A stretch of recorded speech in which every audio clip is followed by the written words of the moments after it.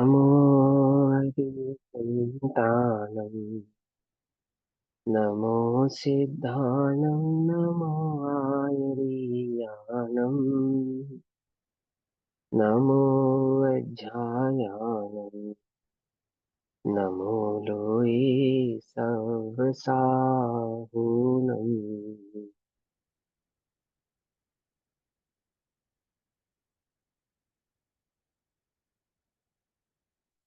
मङ्गलं भगवान् वीरो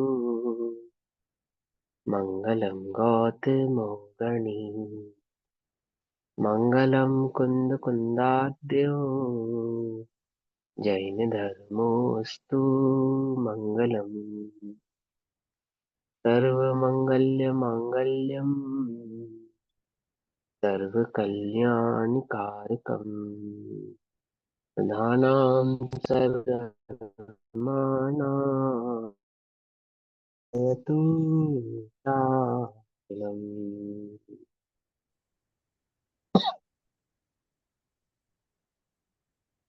सर्वव्यापीकचेद्रूप स्वरूपाय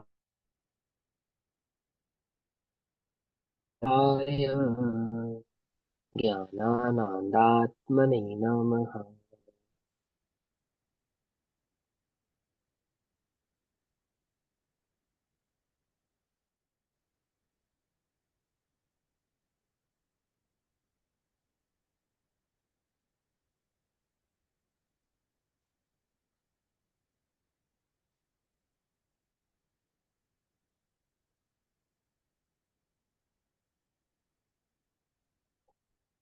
हमारे दोपहर कालीन स्वाध्याय का विषय चल रहा है श्री प्रचुर सारजी प्रमागम। श्री प्रचुर सारजी प्रमागम का स्वाध्याय हम सभी आचार्य अमृतचंद्र दीप द्वारा रचित तत्व प्रदीपिका तथा आचार्य जयसेन दीप द्वारा रचित तात्पर्य वृत्ति टीका के आधार से कर रहे हैं।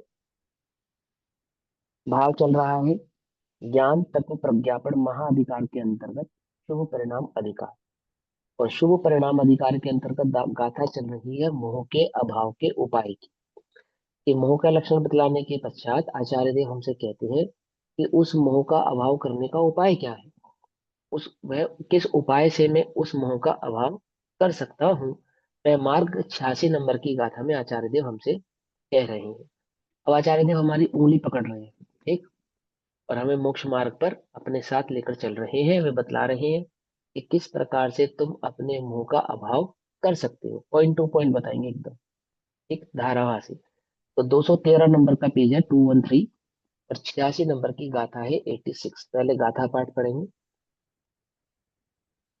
जीर्ण सत्थादो अट्ठये अच्छखादिहिं नियमा यदि मोहवचयो तम्हासत्थं समधीदव्वम् प्रत्यक्षादि परमाणो याजिन श्रुत से जाने वस्तु स्वरूप निश्चित उसका मोह नाश हो अतः शास्त्र सम्यक पठनीय। अतः, अतः माने इसलिए, ठीक, शास्त्र सम्यक पठनीय। पेज नंबर 214 तात्पर्य वृत्ति टीका पढ़ते हैं 214 पर। आचार्य देव कहते हैं कि अभी मोह के अभाव की अथवा मोह का अभाव करने से ही जीव को शुद्धोपयोग की प्राप्ति होती है। और वो मोह का अभाव द्रव्य गुण पर्याय के स्वरूप को समझकर होता है। वो द्रव्य गुण पर्याय का स्वरूप अरिहंतों के स्वरूप का भी परिचायक है और आत्मा के स्वरूप का भी परिचायक है। अरहंतों के स्वरूप को, आत्मा के स्वरूप को जानने वाले उस जीव के मोह का अभाव होता है। और अब उस मोह के अभाव का जो उपाय है अर्थात द्रव्य गुण पर्याय का स्वरूप क्या है, कैसे समझा जाए। जिस द्रव्य गुण पर्याय के स्वरूप को समझ के मेरे मोह का अभाव होगा, वो द्रव्य गुण पर्याय का स्वरूप में कैसे समझूं। वो भाव 86 नंबर की गाथा में कहते हैं। और वे कहते हैं कि द्रव्य गुण पर्याय स्वभाव से, अर्थात द्रव्य का स्वभाव, गुण का स्वभाव और पर्याय का स्वभाव, इन तीनों के स्वभाव से, स्वरूप से, स्वभाव भी कह सकते हैं और उनको स्वरूप भी कह सकते हैं, ठीक। स्वभाव से, स्वरूप से अरहंत के ज्ञान द्वारा अर्थात अरहंतों के स्वरूप का ज्ञान और अरहंतों के द्वारा प्रतिपादित द्रव्य गुण पर्याय के स्वरूप का, दोनों बात।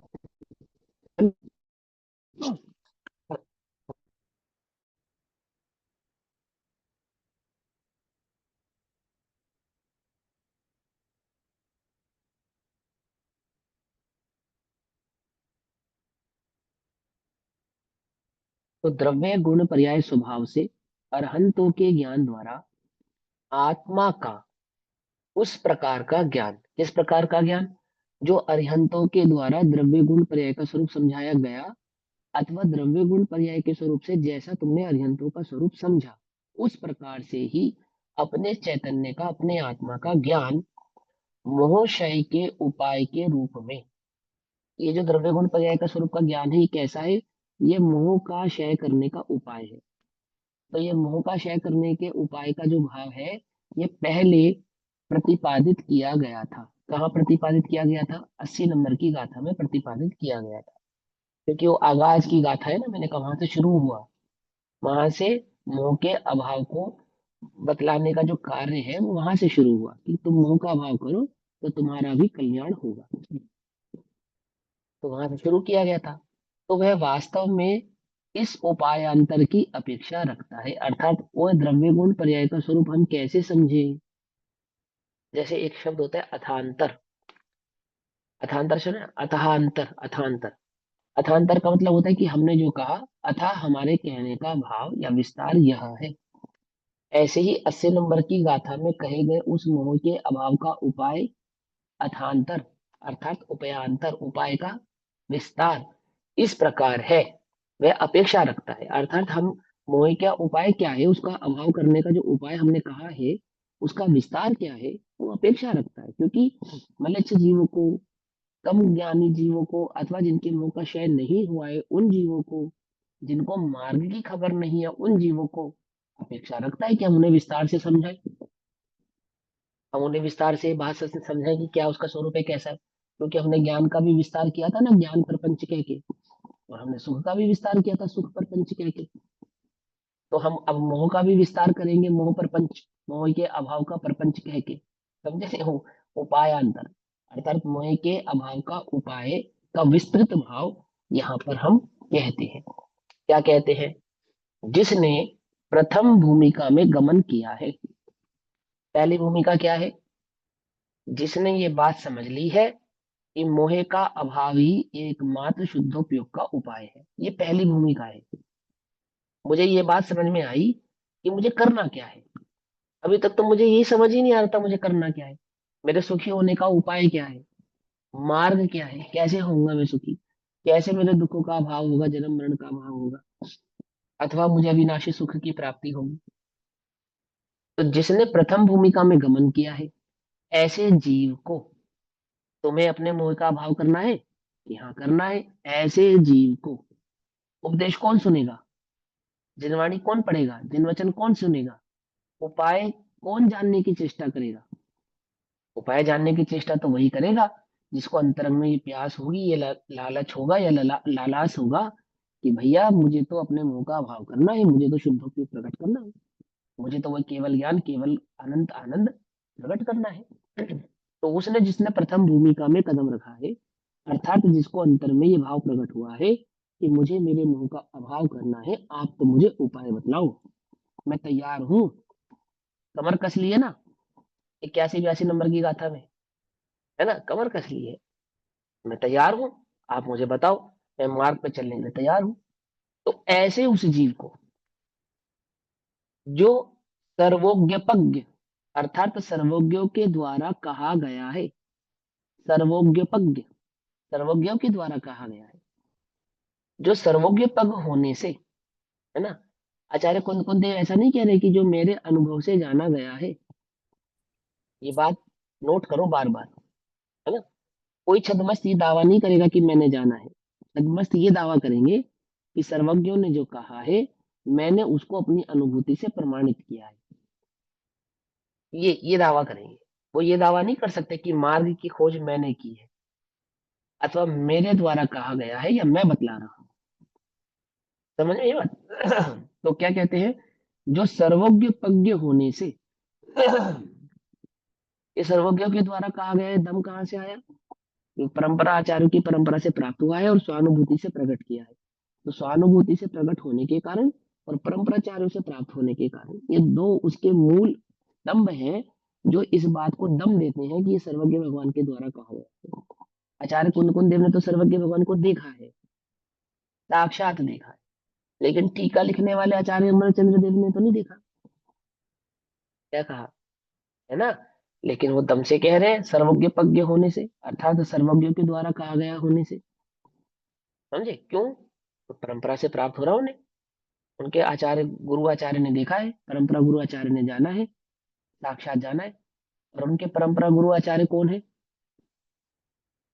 कौन है? आचार्य अमृतचंद्र देव के जो परंपरा गुरु आचार्य हैं वो कौन है? कुंद कुंद आचार्य। गौतम गणधर। यहाँ आचार्य यहाँ सही। हाँ हाँ, समझे? वो है वहां से, उस परिपाटी से आ रहे हो। तभी तो वो कहेंगे केवली श्रुत केवली को नमस्कार करेंगे ना, सबको नमस्कार किया ना उन्होंने, क्यों किया? अरहंतों को नमस्कार किया, फिर केवलियों को के बाद श्रुत केवलियों को नमस्कार किया, फिर परंपराचार्यों को नमस्कार किया।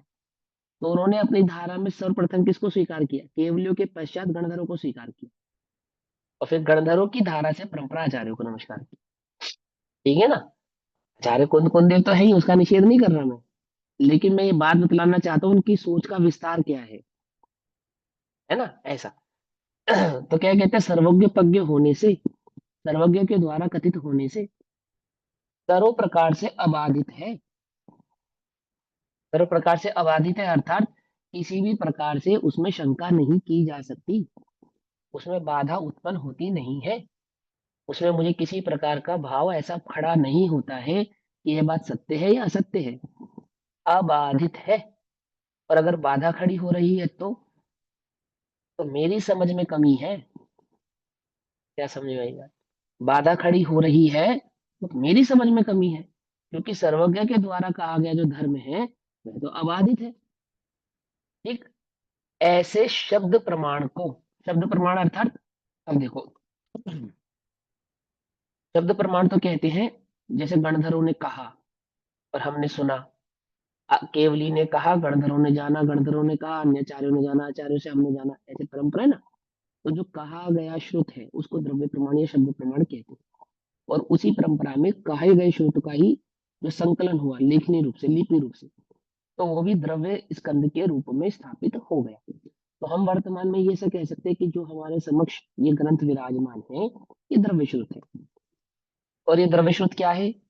द्रव्य श्रुत को क्या कहा यहाँ पर, शब्द को, प्रमाण को। आगम क्या है? प्रमाण है। और आगम प्रमाण हम नहीं माने और बुद्धि प्रमाण माने तो बात समझ में नहीं? बहुत ध्यान से समझना। मैं आपको ये बतलाना चाहूंगा, आगे ही आचार्य देव आपसे कहेंगे कि जिस हम तर्क की, अनुमान की और विवेक की प्रमाण की बात करने वाले हैं वो इस आगम प्रमाण के से बाहर नहीं है, वो इस आगम प्रमाण के भीतर है। क्या समझे? मेरी बुद्धि ऐसा कहती है अथवा मुझे ऐसा लगता है, उसके लिए यहाँ अवकाश नहीं है। आगम प्रमाण जो कहता है मेरी बुद्धि वैसा कहती है या नहीं कहती है, मेरा अनुमान वैसा कहता है या नहीं कहता है, मेरा तर्क वैसा कहता है या नहीं कहता है। उदाहरण के तौर पे आदिनाथ भगवान जो कह रहे थे वो प्रमाणित था या नहीं था? द्रव्य श्रुत प्रमाण। लेकिन मारिच की बुद्धि नहीं स्वीकार कर रही थी, उसका अनुभव नहीं स्वीकार कर रहा था, तो उसने अपने अनुभव और अपने प्रमाण से नया धर्म निकाल लिया ना। क्यों? फिर बोल रहा हूं, नया धर्म निकाल लिया ना, है? नया मार्ग निकाल लिया या नहीं निकाल लिया है? नया मार्ग होता, नया मार्ग तो धर्म एक ही है भैया। तो निकालता ना। हाँ, उसने तो निगोद का ही मार्ग निकाला। क्या कहा? संसार का ही मार्ग निकाला, नरक का ही मार्ग निकाला, धर्म का मार्ग नहीं निकाला। ये अपनी बुद्धि से साक्षात केवली विराजमान है। ध्यान से समझना, साक्षात प्रमाण, शुद्ध प्रमाण, द्रव्य शुद्ध प्रमाण विराजमान है जिसको हम आगम प्रमाण कहते हैं। एक, और ऐसा होने पर भी मेरी बुद्धि ऐसा कहती है अथवा मुझे ऐसा लगता है, आगम में नहीं मिलेगा। आ- मारिश क्या कह रहा है कि जो मैं कह रहा हूं वो कहाँ नहीं मिलेगा, वो आदिनाथ के पास नहीं मिलेगा। क्यों कह रहा है या नहीं कह रहा है? मारिश का जीव तो यही कह रहा है कि जो मैं कह रहा हूँ, जो मैं बतला रहा हूँ, उनके पास नहीं मिलेगा। यदि उनके पास नहीं मिल रहा है तो सत्य है या असत्य है? यदि आदिनाथ के पास नहीं मिल रहा है तो असत्य ही जानना। समझ में बात नहीं समझ में? यदि वो प्रमाण आगम में प्रस्तुत नहीं है तो जो आगम हमारे पास उपलब्ध नहीं है उसमें प्रमाण होगा। ऐसी घोर मिथ्या कल्पना में मत पड़ना। समझे? अब ये बात मैं अपने मन से नहीं कह रहा हूँ, ये तुमको यहाँ पर आचार्य देव आगे ही गाथा हुआ समझाएंगे। देखो कैसे कहते, सुनो। वो कहते हैं शब्द प्रमाण को, यानी जिसको हम आगम प्रमाण कहते हैं, द्रव्य शुद्ध प्रमाण कहते हैं, उसको शब्द प्रमाण कह रहे हैं यहाँ।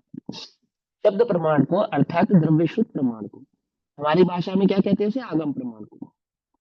आपने कोई सिद्धांत कहा अथवा हमने कोई सिद्धांत कहा और वो सिद्धांत हमें समझ में नहीं आया, तो पहला प्रमाण क्या है कि भैया किस आगम में लिखा है, किन आचार्यों ने कहा है, किस भाव से कहा है, हमें वह जानना है। क्योंकि आपके द्वारा कहा गया हमें समझ में नहीं आ रहा है। आप जो सिद्धांत कह रहे हैं वो मेरी बुद्धि में, मेरे ज्ञान में सही प्रकार से नहीं आ रहा है। तो मैं चाहता हूं कि मैं एक बार उसके प्रमाण को देख लूं, मैं एक बार उसे टटोल लूं। ऐसा होता नहीं होता? समझे? जैसे किसी वकील को कोई फैसला देना हो, अलग हटके, लीक से अलग हटके फैसला देना हो, मतलब वो चाहता हो जज हमें वो ऐसा फैसला सुनाए जो अभी परंपरा में हमें प्राप्त नहीं हो रहा है, तो भी उसका वो प्रमाण देता है। कैसे देता है मालूम? हिंदुस्तान में नहीं होगा तो हिंदुस्तान के बाहर होगा, कि आमुक देश की आमुक कॉन्स्टिट्यूशन में आमुक लॉ ने एक बार आमुक जज ने इस प्रकार का फैसला सुनाया था, अथवा हमारे ही कॉन्स्टिट्यूशन में, हमारे ही जुडिशरी ने यानी जजों ने किसी एक प्रकार के केस में लीक से हटकर किसी एक प्रकार का फैसला सुनाया था सन इस में, इस आर्टिकल के आधार से। ऐसा प्रमाण देते नहीं देते? तो वो प्रमाण से क्या सिद्ध करना चाहते हैं कि वो ये प्रमाण देके बतलाना चाहते हैं कि आज जो मेरी बात आपको समझ में नहीं आ रही है, ऐसा एक वाक्य पहले भी हो चुका है और सबने उस पर सहमति जताई थी। तो फिर जो वर्तमान का जज होते हैं उस पर विचार करते हैं कि जो पुराने जजेस ने फैसला लिया था वो सही लिया था या गलत लिया। उनको लगता है कि सही लिया था तो वो स्वीकार करते हैं, और सबको लगता है, मतलब मेजोरिटी को लगता है कि फैसला गलत था, तो वो स्वीकार नहीं करते हैं। पकड़ में बस नहीं पकड़ में, ऐसा लोग का सिद्धांत है। ऐसे ही यहाँ पे सिद्धांत को समझने के लिए कहते हैं पहला प्रमाण क्या है? द्रव्य श्रुत प्रमाण, यानी आगम प्रमाण, जो प्रस्तुत आपके पास आचार्य प्रणीत आगम है, परंपरा आचार्यों से प्राप्त जो आगम है, और उस आगम का मिलान भी कैसा हो? जो परंपरा से मिलान खाता हो। जैसे आचार्य अमरचंद्र देव के द्वारा टीकाएं हैं, तो उनकी अन्य ग्रंथों पे जो टीकाएं हैं, उन टीकाओं का आमुख टीकाओं से मिलान होगा, मालूम है? प्रवचन सार की टीका और समय सार की टीका अलग अलग होंगी या नहीं होंगी? अलग अलग होने पर भी परंपरा से विरुद्ध नहीं होंगी, दोनों की परंपरा का मिलान होगा। दोनों में जो सैद्धांतिक बात कही जाएगी ना, वो बिल्कुल मिलान खाएगी आपस में। जो उसमें नयों का प्रयोग होगा, उसमें जो अनुमान का प्रयोग होगा, अनुमान से वस्तु स्वरूप को जो सिद्ध किया जाएगा, तो वहां पे प्रस्तुत करेंगे कि हमने इस अपेक्षा से ये बात कही, इस अपेक्षा से ये बात कही, और यह आगम में कही गई है, जिनवाणी में कही गई है, केवली कथित है, गणधर कथित कथित है, ऐसा ऐसा उसका प्रमाण हवाला दे देकर वो चलेंगे। चटखंड आगम में ऐसा लिखा है, आगम में ऐसा भी कहा है, वहां इस अपेक्षा से कहा है, यहाँ इस अपेक्षा से कह रहे हैं। वो जो अपेक्षा होगी वो आचार्य अपने मन से बनाएंगे या प्रस्तुत होगी? तो वो द्रव्य में प्रस्तुत होगी, द्रव्य में मौजूद होगी, और कैसी है? अबाधित है, जो युक्ति से, तर्क से, न्याय से बाधा नहीं खाती होगी। बात समझ में आ रही है नहीं आ रही है ना? तो थोड़ा बुद्धि का विस्तार करना पड़ेगा थोड़ा सा, तो बात बहुत अच्छे से समझ में आएगी। देखो क्या कहते हैं, पहला प्रमाण क्या है? उस जीव को, जिस जीव ने कमर कस ली है कि मुझे अपने मोह का अभाव करना है, वो श्री गुरु की शरण में आया है, उससे कहते हैं कि सर्वप्रथम सर्वज्ञ भगवान के द्वारा कहा गया जो सर्व प्रकार से अबाधित है, ऐसा ये जो जिनवाणी है द्रव्य श्रुत है, आगम प्रमाण है। इसको प्राप्त करके क्रीड़ा करने पर, क्या कहा, आगम प्राप्त करके, अर्थात आगम का ज्ञान प्राप्त करके और उस ज्ञान में क्या करना, क्रीड़ा करने पर, क्रीड़ा करने पर, है ना, बार बार पढ़ना, बार बार समझना, समझ में आने पर और उत्साह से करना, और उत्साह से समझना, और गोते लगाना, और गहराई में जाने का प्रयास करना, एक क्रीड़ा करना। जैसे खेल खेलते हैं और खेल खेलने पर क्या नहीं होते हम, बोर नहीं होते, हमें कंटाला नहीं छाता, है ना। हम कि दोस्त आ जाता है ना, दोस्त मित्र आता है और नींद में हो, वो भी एकदम से उठ जाते हैं, चलो भाई चलो, ऐसा। तो जहाँ की हमारी रुचि होती है, जिस खेल को खेलने में हमारी रुचि होती है, तो काम छोड़ करके हम उस कार्य को करते हैं, करते हैं। बचपन में खेलते थे तो कैसे खेलते थे, सुबह उठते थे 5:30 पौने 6 बजे, स्कूल जाते थे, स्कूल में पढ़ते थे, स्कूल में भी खेलते थे, फिर स्कूल से वापस आते थे, फिर दोस्तों के साथ खेलते थे, फिर ट्यूशन जाते थे, फिर आते थे, फिर खेलते थे। गर्मी हो, सर्दी हो, बरसात हो, भूख हो, प्यास हो, कुछ नहीं सूझता था, एक ही चीज सूझती थी, क्या, क्रीड़ा, खेलना है बस। तो आनंद आता था, उसमें मजा आता था। पढ़ाई भी किस शर्त पे करते थे, कि 1 घंटा पढ़ेगा तो 1 घंटा खेलने को मिलेगा, तो खेलने के लिए पढ़ते थे, पढ़ते थे नहीं पढ़ते थे, है ना। साइकिल मिलेगी, कब मिलेगी, फर्स्ट आओगे तो मिलेगी, तो फर्स्ट इसलिए आते थे कि साइकिल मिलेगी, और फिर दोस्तों के साथ साइकिल लेके दौड़ेंगे, समझ नहीं पाते। तो कहते हैं कि वो क्रीड़ा करने पर उसको जो जिन श्रुत मिला, जो उसको आगम मिला, उसमें क्या करे, क्रीड़ा करे, बार बार पढ़े, बार बार समझे, बार बार विचार करे, चिंतन करे, पूछे, सुने, है ना, पढ़े, पूछे, चिंतन करे, सोचे, नहीं समझ में आने पर चर्चा करे। तो क्या क्या है वो, पढ़ना, प्रश्न, आमनाय, अनुप्रेक्षा आदि भाव है ना, उस सारे के सारे भाव कहलाते हैं क्रीड़ा करना। क्रीड़ा करना, और जब तक अंतर में आत्मसात ना हो जाए, उसका आनंद ना आने लगे, और आनंद आने पर क्या करेगा, क्रीड़ा करेगा। दो ही काम है, कौन कौन से, ज्ञान और ध्यान, ज्ञान और ज्ञान, दो ही काम है, तीसरा काम ही नहीं, समझे। क्रीड़ा करने पर, क्रीड़ा करने पर क्या होता है, ध्यान से समझना। मैंने आपको पहले भी बताया, आचार्य गुणभद्र ने क्या कहा, अन्य आचार्यों ने भी कहा है, उनकी सूक्ति प्रसिद्ध है, इसलिए मैं उनका नाम लेता हूँ, कि स्वाध्याय करने वाले ज्ञानियों को ध्यान की प्राप्ति अनायास ही हो जाती है ना।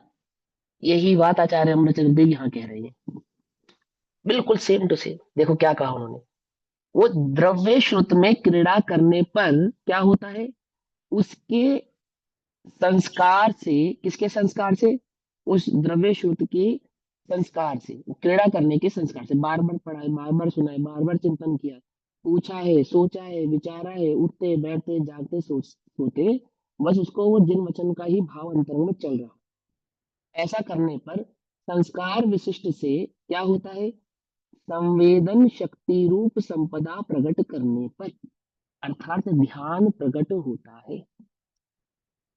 क्या प्रकट होता है, संवेदन शक्ति रूप संपदा, संवेदन शक्ति रूप संपदा किसको कहते हैं, शुद्धोपयोग को कहते हैं, आत्मानुभूति को कहते हैं, संवेदन शक्ति संपदा।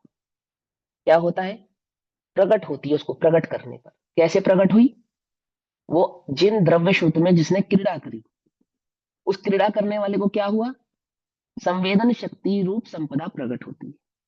आई बात समझ में, क्या कहा, स्वाध्याय करने वालों को क्या होता है, शुद्धोपयोग प्रकट होता है, आत्मानुभूति प्रकट होती है, आती समझ में, होने पर क्या होता है, सहृदय सहृदय जनों के हृदय को, अर्थात जो जिंदा है, जिनके सीने में दिल है, जो सुख की जाति को जानते हैं, कहते हैं ना, इसके इसके तो सीने में दिल ही नहीं है, तो कहते हैं सहृदय, जिस जो हृदय सहित है, अर्थात जिनके चित्त में अनुकंपा है, करुणा है, वात्सल्य है, आत्मा के प्रति रुचि है, आनंद है, जिन्हें मोक्ष मार्ग का बहुमान है, ऐसे उन सरहद जनों के हृदय को आनंद का उद्भेद देने वाले प्रत्यक्ष प्रमाण से, प्रत्यक्ष प्रमाण से मतलब स्वानुभूति प्रत्यक्ष प्रमाण, क्या समझे, पकड़ में ही मत। वो जो छदमस्त जीव है, उसका प्रत्यक्ष प्रमाण क्या है, वो स्वानुभव, स्वानुभूति प्रत्यक्ष प्रमाण कैसी है वो स्वानुभूति प्रत्यक्ष प्रमाण? सहृदय जनों के हृदय में आनंद प्रकट करने वाली। जिनके चित्त में हृदय नहीं है वो जिन श्रुत में गोते तो खाते हैं, चिरड़ा नहीं करते, स्वसंवेदन भाव प्रकट नहीं होता, उनके हृदय में आनंद भी प्रकट नहीं होता। कंठे में तो विराजमान हो जाती है, हृदय में नहीं जाती। हृदय में तो किसके जाएगी? जो सहृदय समझ में आई बात? नहीं समझ में? अब हम के तो कंठ तक ही रह जाती है, लेकिन भव्य जीवों के कहाँ चली जाती है? वो द्रव्य शुद्ध कहाँ चला जाता है? वो हृदय में चला जाता है। और क्या होता है? उनके आनंद प्रकट होता है। आनंद का उद्भेद देने वाले प्रत्यक्ष प्रमाण अर्थात स्वानुभूति प्रत्यक्ष से, अथवा अब वो स्वानुभूति प्रत्यक्ष से अथवा उससे अविरुद्ध अर्थात जो उससे विरुद्ध नहीं है। तो क्या है स्वानुभूति प्रत्यक्ष से अलग और क्या बात हो सकती है जो उससे विरुद्ध नहीं है? तो बोलेंगे मति श्रुत ज्ञान है ना, जो मति श्रुत ज्ञान जो आपको प्रकट है, वो उस भाव में तन्मय हो जाता है, उस द्रव्य शुद्ध से तन्मय हो जाता है। समझ में? अर्थात आपका उपयोग, आपकी धारणा, आपके विचार, आपका ज्ञान, आपका आपका समर्पण, ज्ञान का समर्पण कहाँ हो जाता है? वो द्रव्य शुद्ध को समर्पित हो जाता है। तो तुम ऐसे समझ लो चाहे ऐसे समझ लो, समझे? क्योंकि वो मन का विषय, वो सारा विस्तार मैं आपको समझाऊंगा, एक एक वर्ड टू वर्ड समझाऊंगा, घराना नहीं। पहले आचार्य थे जो टीका में कहना चाहते हैं ना, वो सारे पॉइंट समझ लेते। तो उन्होंने क्या कहा? उद्भेद सहृदय का जनों के हृदय। शाब्दिक अर्थ क्या है? हाँ उद्भेद जी, का हाँ। शाब्दिक उद्भेद का अर्थ क्या है? उद्भेद शब्द वैसे तो भाव से तो यह है कि वर्णन करना या बताया। उद्भेद नहीं, आनंद का उद्भेद मतलब कि आनंद का सागर या आनंद का भेद देने वाला, आनंद की गहराई में उतारने वाला, आनंद की गहराइयों को देने वाला, उसके भाव को प्रकट करने वाला। उद्भेद माने उसके बताना नहीं अंतर्गत आएगा, भाव को प्रकट बताना करना। अर्थ नहीं है इसका मतलब। उद्भेद प्रकट मतलब करना बताना भी भी ले है, सकते हैं। प्रकट प्रकट करना है ना। तो आनंद की गहराई को प्रकट करने वाला, उद्भेद माने प्रकट करना, बताना भी कह सकते हैं, पर वो प्रकट करने के भाव में है। तो हृदय को आनंद का उद्भेद देने वाले अर्थात आनंद का भाव प्रकट करने वाले प्रत्यक्ष प्रमाण से। अब छदमस्त का प्रत्यक्ष प्रमाण तो क्या है? तो छदमस्त के तो परोक्ष ज्ञान है ना, प्रत्यक्ष ज्ञान नहीं है। तो छदमस्त जीव का वो प्रत्यक्ष प्रमाण, वो उसका स्वानुभूति प्रत्यक्ष भाव है, उसको स्वानुभूति प्रत्यक्ष कहते हैं ना। से अथवा अथवा उससे अविरुद्ध अर्थात जो उस स्वानुभूति प्रत्यक्ष से अलग नहीं है, अलग नहीं है, अविरुद्ध, विरुद्ध भाव वाला नहीं है। तो क्या है ऐसा वो भाव? अन्य प्रमाण समूह से। तो अन्य प्रमाण कौन कौन से होते हैं? आगम प्रमाण, तर्क प्रमाण, अनुमान प्रमाण, ये सब, ये अन्य प्रमाण कहलाते हैं।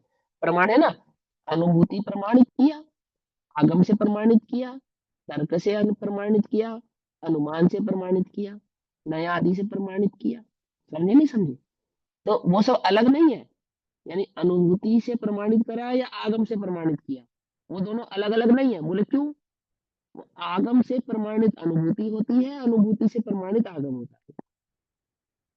क्या समझे? समझ में आई बात? नहीं समझ में आई? अभी समझाता हूँ, डिटेल में समझाऊंगा। देखो पहले यहां समझते हैं वो क्या कहते हैं।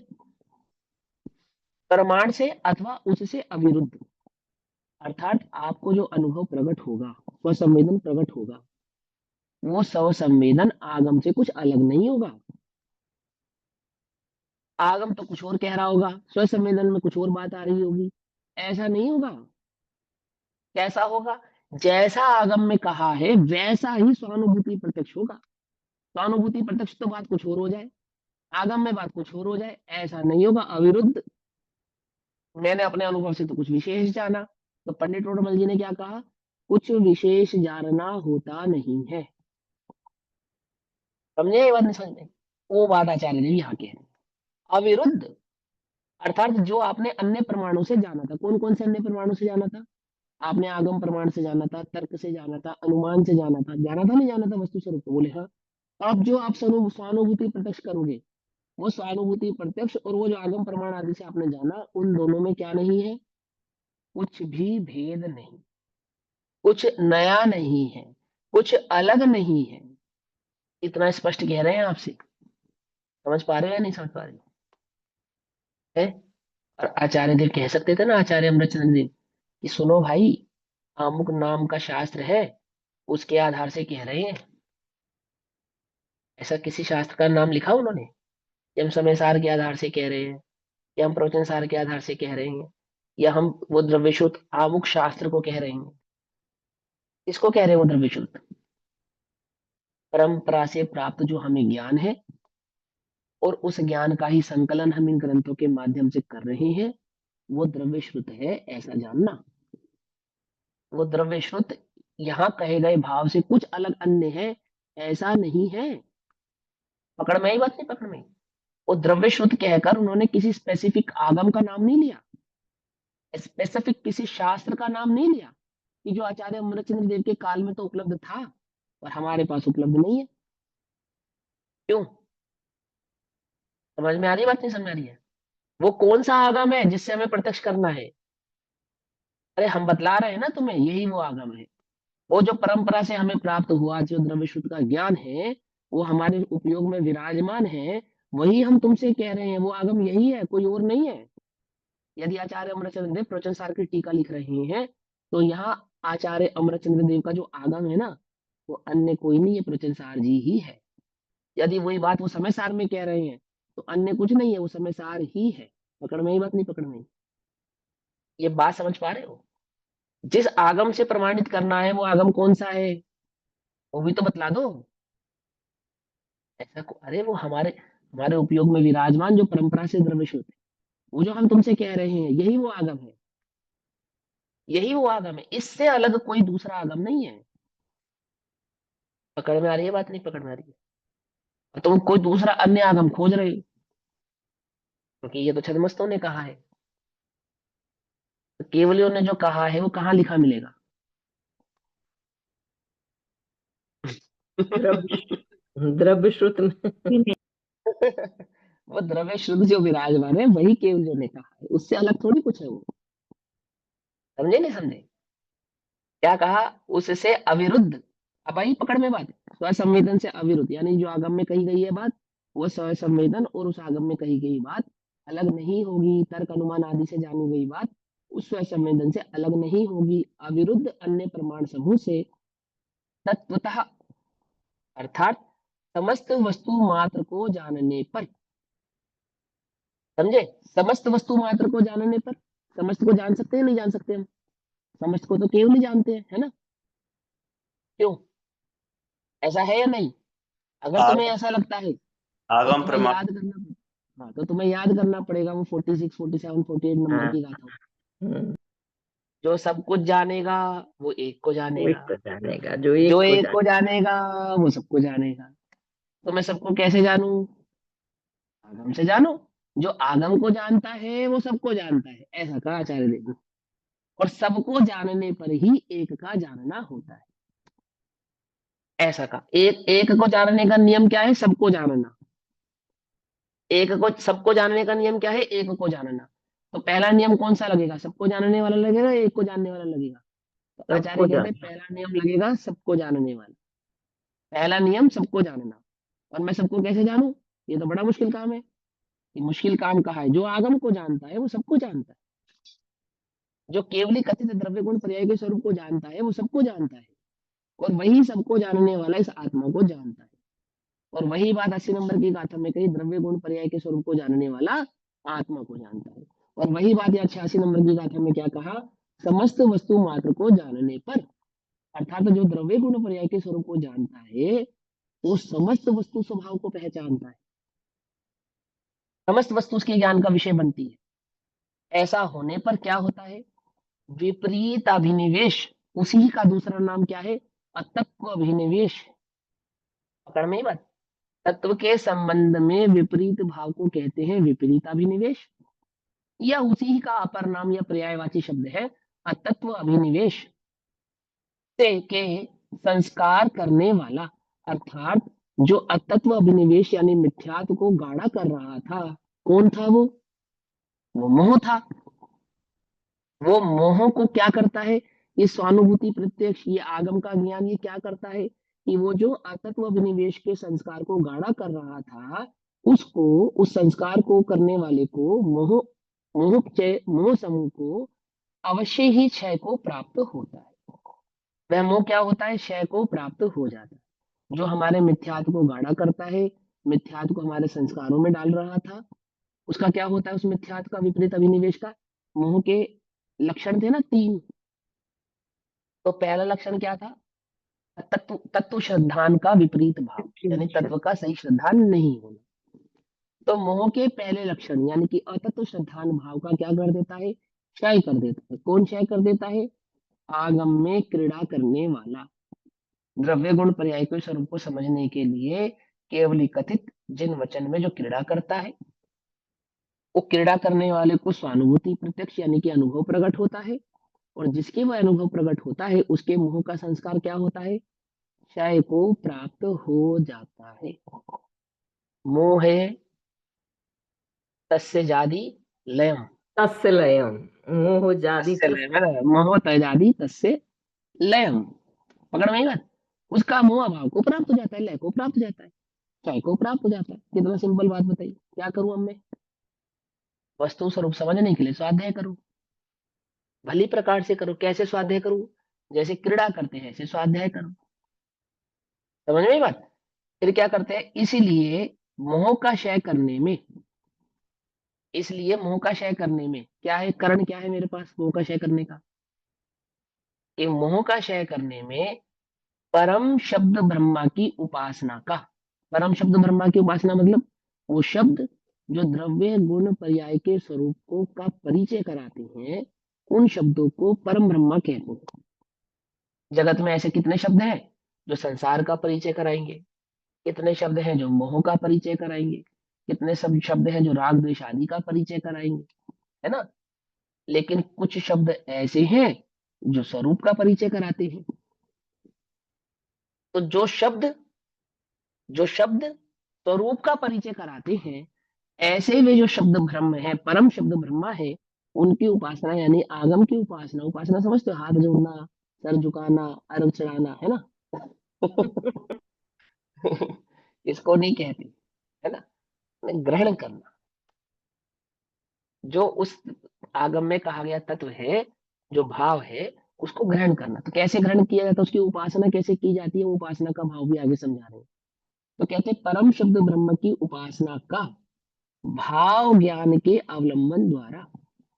अर्थात आपके पास आपका जो ज्ञान है ये कहलाएगा भाव ज्ञान। ठीक। जो शास्त्र ज्ञान है ये क्या कहलाएगा? द्रव्य ज्ञान। तो शास्त्र ज्ञान से जो स्वानुभूति प्रकट करोगे वो क्या कहलाएगी? वो भाव ज्ञान कहलाएगी। और अनुभूति का मार्ग जो सूक्ष्म ज्ञान में प्रकट होगा वो द्रव्य शुद्ध कहलाएगा, वो द्रव्य ज्ञान कहलाएगा। पकड़ में आई बात? नहीं पकड़ में? एक मैप मेरे माइंड में क्रिएट हो गया और उस मैप पे मैं चल रहा हूँ, तो जितना जितना मेरा चलना है, समझे, वो तो हुआ भाव। और वो जो उसका उस मार्ग का जो ज्ञान मेरे माइंड में यानी मेरे सूक्ष्म ज्ञान में है वो है द्रव्य। ऐसे ही मोह के उपाय का नाश करने का जो ज्ञान मेरे पास है वो तो है द्रव्य शुद्ध। और उस मोह का नाश जो मैं कर रहा हूँ उस द्रव्य शुद्ध के आधार से, तो जितना जितना नाश कर पा रहा हूँ उतना उतना है मेरा वो भाव।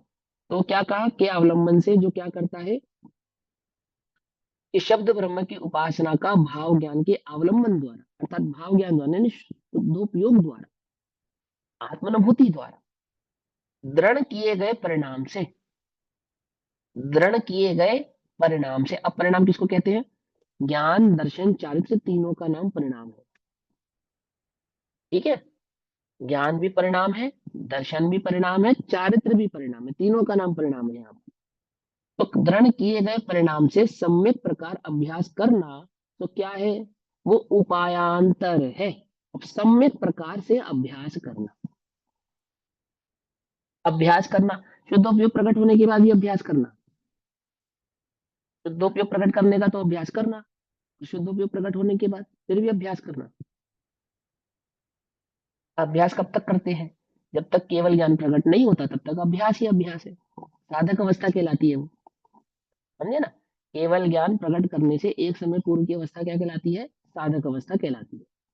तो साधक अवस्था का जो भाव है वो सारा अभ्यास के अंतर्गत ही आता है। क्या करूं मैं? बोले जब तक शुद्धोपयोग प्रकट ना हो तब तक क्या करो? शुद्धोपयोग को प्रकट करने का जो द्रव्य गुण पर्याय का स्वरूप है उसको समझो। जिसके वो द्रव्य गुण पर्याय का स्वरूप समझ में आ जाएगा उसके क्या होगा, उसके आत्मानुभव प्रकट हो जाएगा। फिर क्या करूं, आत्मानुभूति से बाहर प्रकट हुआ और छूट गया आत्मानुभव, फिर क्या करूं, फिर अभ्यास में लग जाओ, फिर द्रव्य गुण पर्याय में क्रीड़ा करने लगो, फिर आगम में क्रीड़ा करो। फिर क्या होगा, आगम में क्रीड़ा करते करते फिर स्वानुभूति प्रकट होगी, फिर छूटेगी, फिर क्रीड़ा करो, फिर प्रकट होगी, फिर छूटेगी, फिर क्रीड़ा करो। कुछ बात समझ में नहीं आ रही है? कब तक करते रहो, जब तक वो केवल ज्ञान प्रकट ना हो जाए तब तक करते। आती समझ में या नहीं समझ में आती? तो छठे सातवें गुण स्थान वाले जो मुनिराज हैं, वो जो कार्य छठे सातवें गुण स्थान में कर रहे हैं, वो मुनिराज जब साधक अवस्था में थे ना, चौथे पांचवें गुण स्थान में, वही काम कर रहे थे। बस वहां प्रत्यक्ष दिख रहा है, वहां प्रत्यक्ष दिख नहीं रहा था तुमको। क्या समझे नहीं समझे? वहां तो वो टोटली फ्री होकर उस काम को कर रहे हैं, लेकिन चौथे पांचवें गुण स्थान में वो टोटली फ्री नहीं थे, बट टोटल उपयोग उसी भाव को समर्पित था। जरा भी समय मिलता था तो क्या करते थे, एक ही काम करना, यही काम करना है, और कुछ करना ही नहीं है, वस्तु स्वरूप समझना है, उसका अनुभव प्रकट करना है। अनुभव कैसे प्रकट होता है, वस्तु स्वरूप समझने वाले के आप वो प्रकट होता है, समझ लो ध्यान से। और वस्तु स्वरूप समझने वाले के किसके समझ में आता है, वो जो रुचि से समझता है, सम्यक प्रकार से समझता है। सम्यक प्रकार का अभी अर्थ करके बताता हूं। परिणाम से सम्यक प्रकार का अभ्यास करना। अब सम्यक प्रकार का अभ्यास कैसे होता है, तो पंडित उडोमिल जी ने इस विषय में स्पष्ट कहा। ये 86-87 नंबर की गाथा है ना, ये पूरी की पूरी चिट्ठी है, वो रहस्यपूर्ण चिट्ठी, वो इन दो गाथाओं के आधार से पूरी प्रमाणित है। कैसे करते हुए सम्यक प्रकार से अभ्यास, ये सबसे पहले तत्व की रुचि वाला तत्व का स्वरूप समझता है। तत्व का स्वरूप समझने के बाद उस पर चिंतन करता है कि जो मैंने समझा क्या ये सही है या नहीं है, इसमें प्रबल युक्ति कौन सी है और निर्बल युक्ति कौन सी है। फिर प्रबल युक्ति से वस्तु स्वरूप को स्वीकार करता है। फिर कुछ बात जो नहीं समझ में आती है तो उससे पूछता है। इससे पूछता है, श्री गुरु से पूछता है। पहले आगम से जानने की चेष्टा करता है, नहीं समझ में आती तो श्री गुरुओं से पूछता है। श्री गुरुओं से नहीं, श्री गुरु प्राप्त नहीं होते तो विशेष ज्ञानियों से पूछता है। विशेष ज्ञानी नहीं मिलते तो साधर्मियों से चर्चा करता है। और फिर साधर्मियों से चर्चा करने के पश्चात किसी एक निर्णय पे पहुंचने के लिए फिर विचार करता है, फिर चिंतन करता है, क्या ये बात, इसमें प्रबल युक्ति कौन सी हो सकती है, क्या वास्तव में ऐसा हो सकता है या ऐसा हो सकता है। समझ नहीं बात?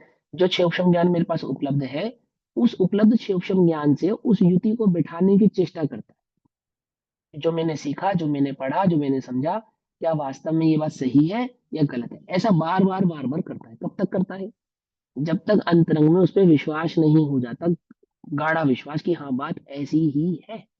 फिर क्या करता है, जो ऐसी ही है बात का विश्वास किया है, उसमें अपने उपयोगों को तन्मय करता है। बार बार तन्मय करता है। कब तक तन्मय करता है, जब तक वह स्वानुभूति में प्रत्यक्ष नहीं हो जाता, तब तक अपने उपयोगों को स्वाध्याय में सीखे गए तत्व के साथ तन्मय करता है। इसको कहते हैं सम्यक प्रकार से अभ्यास करना। अब ये अपना अभ्यास कैसा है, सम्यक प्रकार का है। हाँ, अब ये अपना अभ्यास सम्यक प्रकार का है या नहीं है, अपने को विचार करना है। अभ्यास ही तो बहुत है भाई, हम बहुत पढ़ रहे हैं, हमारा काम क्यों नहीं हो रहा। आचार्य कहते हैं सम्यक प्रकार के अभ्यासी के, जो सम्यक प्रकार से सही रीति से अभ्यास करता है। और वो रीति कहाँ बताई है, वो रीति भी कहीं बाहर नहीं बताई, आगम में ही बताई है। स्वाध्याय के जो 4 अंग हैं, वो आगम में ही बतलाए गए हैं। आपको बताया हमने कैसे करना। तुमने नाम सीख लिए कि हाँ सीख लिए, नाम के मतलब सीख लिए कि नाम के मतलब भी सीख लिए। वो मतलब क्या आपसे कहना चाहते हैं, वो भाव आपको समझ में आ गए कि वो भी हमें समझ में आ गया। अब उसका भाव भाषण हुआ, वो नहीं हो रहा। क्यों नहीं हो रहा, क्योंकि उस पर जो चिंतन होना चाहिए, उस पर जो मनन होना चाहिए, एकांत में बैठ के बार बार बार बार जिसपे विचार होना चाहिए, वो नहीं हो रहा है। स्वाध्याय में उपयोग कब लगता है, भाई वो लाइव कक्षा होती है तो उपयोग लगता है, नहीं तो नहीं लगता है। 4 साधर में बैठ के चर्चा करते तो लगता है, अकेले में नहीं लगता है। पकड़ में आई बात, नहीं पकड़ में आई? प्रवचन सुनते हैं तो समझ में आता है, नहीं सुनते हैं फिर तब तब उपयोग नहीं लगता है, सम्यक प्रकार से स्वाध्याय नहीं होता है। प्रवचन तो कब सुना जाता है मालूम, जब किसी बात पे निर्णय नहीं हो पा रहा है तो होता है। मेरी बात को ध्यान से समझना, उल्टा नहीं पकड़ना है। अच्छी परिपाटियां तो जगत में चलती रहनी चाहिए। तो प्रवचन की परिपाटी जो अपने है, ये गलत नहीं, कभी आप समझो मैं इसको गलत कह रहा हूँ। ये तो चलती रहनी चाहिए, हमेशा चलती रहनी चाहिए। लेकिन क्या प्रवचन करना और प्रवचन सुनना, इस इतना करने भर से समय दर्शन हो जाएगा? नहीं हो पाएगा ना। लेकिन हमारे लिए आज की डेट में क्या हो गया, समय दर्शन का एक अभिन्न अंग हो गया है। प्रवचन करने वालों को लगता है कि हम प्रवचन करेंगे तो हमें समय दर्शन होगा, और प्रवचन सुनने वालों को क्या लगता है कि हम प्रवचन सुनेंगे तो हमें समय दर्शन होगा। बात तो बिल्कुल ठीक है, ब्रह्मोपदेश होता है, बिल्कुल ठीक है। प्रवचन करना भी होता है और प्रवचन सुनना भी होता है। लेकिन प्रवचन करने और सुनने से पश्चात और पहले बहुत सारे काम होते हैं जो होते हैं, वो गायब है। क्या समझे? जो सीखा, जो सुना, जो समझा, उस पर मनन करना होता है, उस पर चिंतन करना होता है। कैसे होता है उस पर मनन और चिंतन? चर्चा से नहीं करना होता, सुन के नहीं करना होता, शास्त्र से भी नहीं करना होता। शास्त्र में तो तुमने पढ़ लिया ना, प्रवचन में तो तुमने सुन लिया ना। अब क्या करें, अब इस पर चर्चा मत करो। अब एकांत में बैठकर शांति से इस पर चिंतन करो। फिर चिंतन में कोई बात समझ में नहीं आए तब चर्चा करो, तब पूछो, तब फिर सुनो, फिर पढ़ो, और समझ में आए तो फिर चिंतन करो। समझ में ये बात नहीं समझ? बार बार एकांत में, एकांत समझते हैं ना, जहाँ मोबाइल भी नहीं है, जहाँ शास्त्र भी नहीं है, जहाँ साधर्मी भी नहीं है, और किसी से चर्चा करने का परिणाम भी नहीं है, वो है एकांत। अपना स्वाध्याय कहाँ तक सीमित है? सुनने में, सुनाने में, बस दो चीजों तक सीमित है। या तो सुन लिया तो सुना दिया, या तो पढ़ लिया तो पढ़ा दिया। लेकिन उससे आगे सम्यक प्रकार से, क्या कहा, सम्यक प्रकार से अभ्यास, उसको उपायांतर कहते हैं, वो नहीं है। पकड़ में? तो सम्यक प्रकार से अभ्यास करना तो उपायांतर है। जो परिणाम भाव ज्ञान के अवलंबन से, समझना ध्यान से, मैं तो ये और भी कठोर बात कहता हूँ, जिन जीवों को सम्यक दर्शन प्रकट करना हो और अच्छे प्रवचनकार हो, उन्हें एक दिन में 3-3, 4-4, 5-5 प्रवचन नहीं करना चाहिए, बिल्कुल नहीं करना चाहिए। ये बहुत खराब रीति है। समझे? तुम्हारे पास शक्ति तो उतनी है ना, शक्ति तो तुम्हारे पास उतनी ही है ना, कि वो तुमने सारी शक्ति तो सुनाने में लगा दी।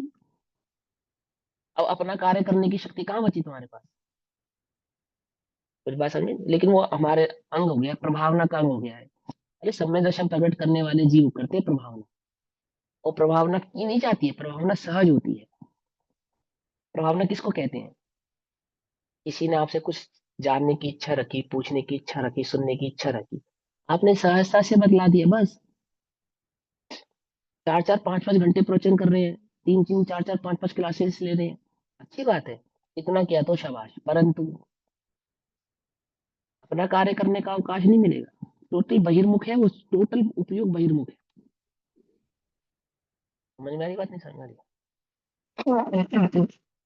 यही बात सुनने वालों पर भी लागू होती है। 4-4, 5-5, 6-6 घंटे प्रवचन सुन रहे हैं, इतना किया तो शाबाश, परंतु शक्ति तो उतनी है तुम्हारे पास, ज्ञान का क्षय तो उतना ही है तुम्हारे पास। 6 घंटे में समझाए गए सिद्धांत, कितने सिद्धांत याद है तुम्हें, या याद रहते हैं? उपेक्षा ही होती है। समझ रहे नहीं सब? परेशान हो गया मैं कब से। हालांकि मैं परेशान तो हूँ मोह से। समझे नहीं समझे? अज्ञान से, कषाय से, अस्थिर परिणाम से। हाँ, तो क्या कहते हैं कि वो क्या होता है, कि वो टोटल उपयोग अपना कहाँ लगता है, सुनने में लग जाता है। और वो 2-4 घंटे 5 घंटे का जो सुनना होता है, उसमें मैक्सिमम उपेक्षा होती है। एक भैया जी, घंटे के प्रवचन, हाँ जी। गुरुदेव ने तो ये बात तो सुन करके उन्हीं के हिसाब से कि स्वाध्याय तो कम से कम 4-5 घंटे करना चाहिए। फिर इसका क्या मैं आ रहा हूँ मतलब? उस बात पे, मैं उस बात पे आ रहा हूँ, ठीक मैं उस बात पे आ रहा हूँ, है। चिंता क्यों कर रहे हो? मुझे मालूम है ये प्रश्न। तो पहले सुनाने वालों की बात कह दी, अब सुनने वालों की सुनो।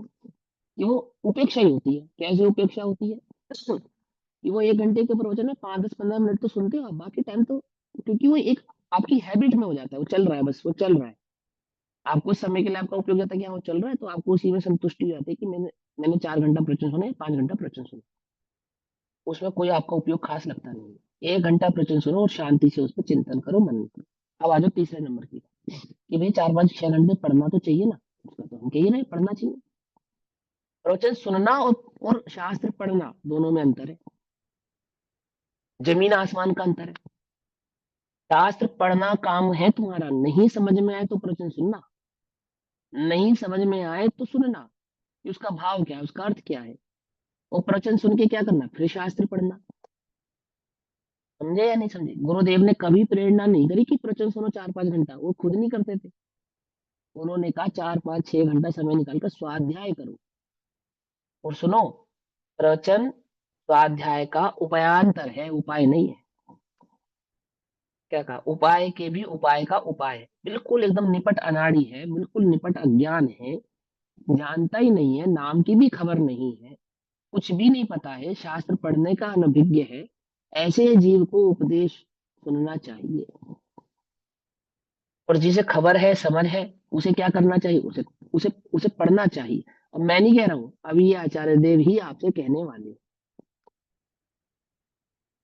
उपदेश सुनने से, उपदेश सुनने तो बाद में है। देखो क्रम है ना, क्रम, प्रश्न का क्रम पढ़ने के क्रम के बाद आता है। पढ़ना फिर प्रश्न, ये क्रम है। पढ़ा कितना आपने? अब आपने पढ़ा कुछ भी नहीं।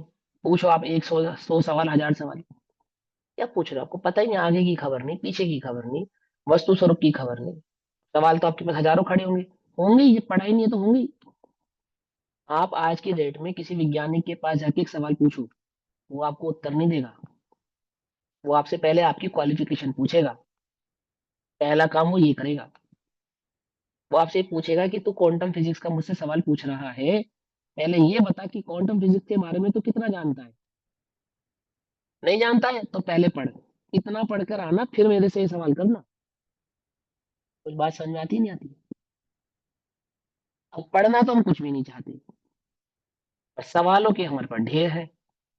वास्तव में वो सवाल, कुछ सवाल तो हमारे अपने हैं ही नहीं, दूसरे के उधार के हैं। कुछ सवाल सिर्फ ऐसे हैं कि हम ये बतलाना चाहते हैं कि हम भी ज्ञानी हैं, हम भी बहुत कुछ जानते हैं, हमें भी कुछ खबर है। जिज्ञासा से संबंधित, आत्म कल्याण से संबंधित जानते कितने सवाल होते हैं? 1 या 2 बस। और वास्तव में जिन्हें आत्म कल्याण करना है, उनके पास सवाल होते ही नहीं। उनके पास क्या भाव होता है कि आप हमसे धर्म का मार्ग कहें, आप तो हमें बतलाएं क्या मार्ग है धर्म का, हम उसे अनुसरण करेंगे, हम उसे समझेंगे। सवाल तो तब खड़े होंगे जब कुछ खबर होगी। खबर कुछ नहीं है, पढ़ा कुछ नहीं है, आधा अधूरा कचरा ज्ञान है। 2 लाइन उसकी सुनी, 2 कबीर की सुनी, 2 राम की सुनी, 2 रहीम की सुनी, और आ गए हमारे पास सवाल खड़ा करके। भैया एक बार मेरे से सवाल पूछा सभा में कि भैया सत्यम शिवम सुंदरम का क्या अर्थ होता है?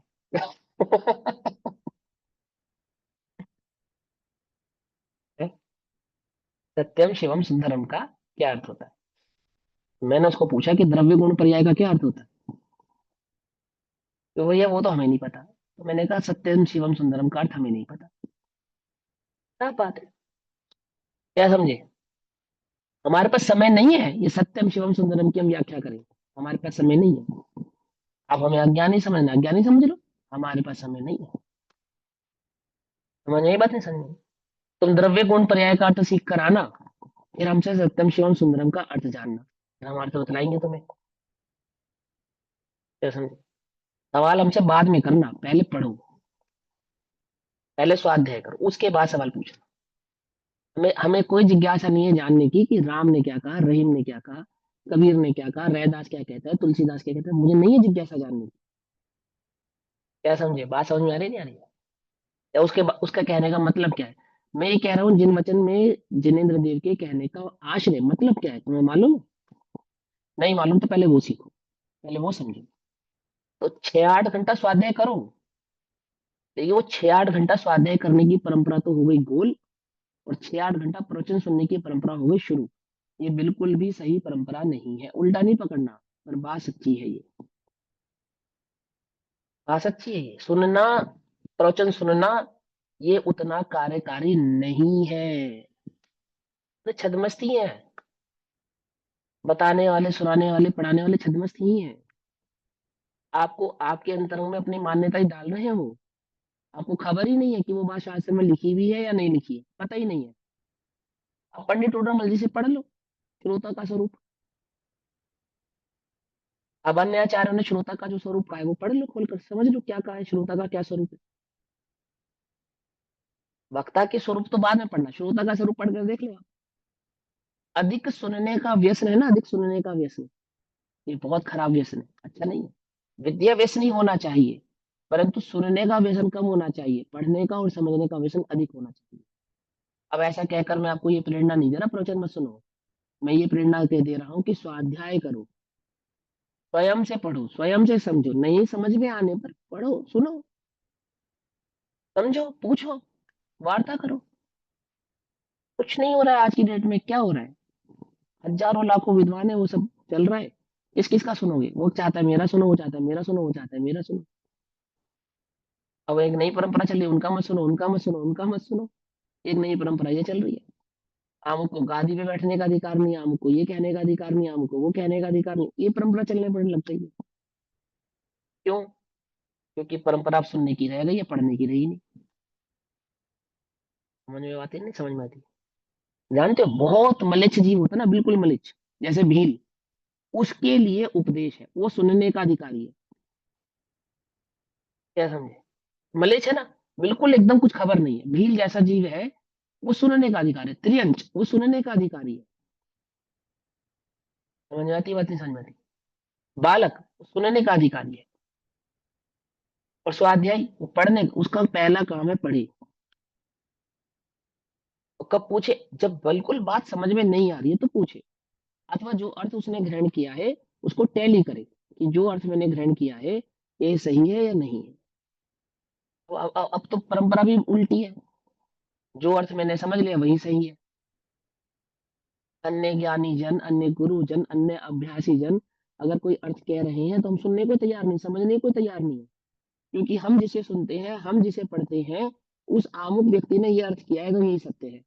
आचार्य उसके संदर्भ में क्या कहना चाहते हैं, अन्य ज्ञानियों ने उसके संदर्भ में क्या कहा है, परिपाटी उस संदर्भ में क्या कह रही है। क्या हो गया? बुच्च, बुच्च समझते हो ना, डफर बुद्धि वाले हो गए एकदम, कोई बुद्धि नहीं है हमारे पास, शब्द तो सब रटे हुए हैं। सम्यक प्रकार से क्या करना चाहिए? स्वाध्याय करना चाहिए, सम्यक प्रकार से अभ्यास सो उपायांतर है, सम्यक प्रकार का अभ्यास होना चाहिए, रैशनल, जो परिणाम भाव ज्ञान के अवलंबन से। अब देखो परिणाम का मतलब ज्ञान दर्शन चारित्र तीनों भी है, और एक और अर्थ करता हूं मैं इसका उपयोग, एक अर्थ क्या करता हूं मैं इसका उपयोग, तो क्या कहते हैं? जो परिणाम, अब उसको आप भाव समझ लो, परिणाम समझ लो, अपनी श्रद्धा समझ लो, या आपका जो उपयोग है। अभी आपके उपयोग में क्या चल रहा है? बोलो, आपके उपयोग में चल रहा है नहीं चल रहा है? बाप बड़ा ना भैया सबसे बड़ा रुपया, नहीं चल रहा? अरे पूछो, चल रहा है। अंदर में उपयोग के अंदर अंदर बैठा है कि भैया कब बात आप कुछ भी कहो, जो सुख पांच इंद्रिय के विषय भोगों में वो नहीं है, और जगत में कहीं। क्या समझे? अभी उपयोग बैठा है कि हाँ मैं थोड़ा ज्ञानी हो जाऊंगा तो जगत में मेरा मान होगा, सम्मान होगा। क्या क्या नाना प्रकार की मान्यता इस उपयोग में बैठी है नहीं बैठी? बैठी है नहीं बैठी? कहाँ है उपयोग? वो यहाँ से छूटने के बाद जहां भागेगा वो वास्तविक उपयोग है हमारा। क्या समझे? नहीं समझ में भैया? यहाँ से छूटने के बाद कहाँ भागेगा, कहाँ उसे रस ज्यादा आता है, उपयोग अथक कहाँ है? वो उसका वास्तविक घर है। समझे या नहीं समझे? हमारा उपयोग अथक कहाँ है जहां लगने पर वो थकता नहीं। ऐसी कौन सी जगह है इस जगत में? 5 इंद्रिय के विषय है ना ऐसे, जहां ये लगता है तो थकता नहीं। वो स्वाध्याय में लगता है तो थकता है या नहीं थकता है? थकता है। नहीं समझ में आता तो समझने का प्रयास नहीं करता है। क्या कहा? आ जाएगा जब आ जाएगा, नहीं आएगा नहीं आएगा। क्यों? क्योंकि जिस द्रव्य की, जिस गुण की जो पर्याय जिस काल में होनी है वो तब होती है। बात तो सच्ची है, लेकिन उसने लगाया कहाँ सिद्धांत? ठीक है, नहीं आ रहा था, आ जाएगा। हम ज्यादा विकल्प नहीं करते थे। क्यों? हम ज्यादा ज्यादा विकल्प नहीं करते, सहज रहते, सहज। क्या है हमारी सहजता? कि यदि उपयोग 5 इंद्रिय के विषयों में जा रहा है तो वो हमारी सहजता है। यदि हमारा उपयोग स्वाध्याय में नहीं लग रहा है तो वो हमारी सहजता है। हम ज्यादा खींचातानी नहीं करते। बात समझ में नहीं? उपयोग का स्थान क्या है? जो उसकी रुचि का विषय, जहां वो अथक है, जहां वो थकता नहीं। यहाँ तो कहा है कि स्वाध्याय में क्रीड़ा करे, द्रव्य श्रुत में क्रीड़ा करे। पकड़ में ही बात, नहीं पकड़ में ही, है ना? तो क्या कहता है? परिणाम अर्थात हमारा उपयोग, हमारा ज्ञान, हमारा श्रद्धान, हमारी भावना, भाव ज्ञान के अवलंबन से, अर्थात वो जो आत्मानुभूति प्रकट की थी ना, उस आत्मानुभूति के अवलंबन से। भाव ज्ञान होता है आत्मानुभूति का नाम। आत्मानुभूति के अवलंबन से दृढ़ीकृत हो, अर्थात और मजबूत बने, और गाढ़ी हो, और स्थिर हो।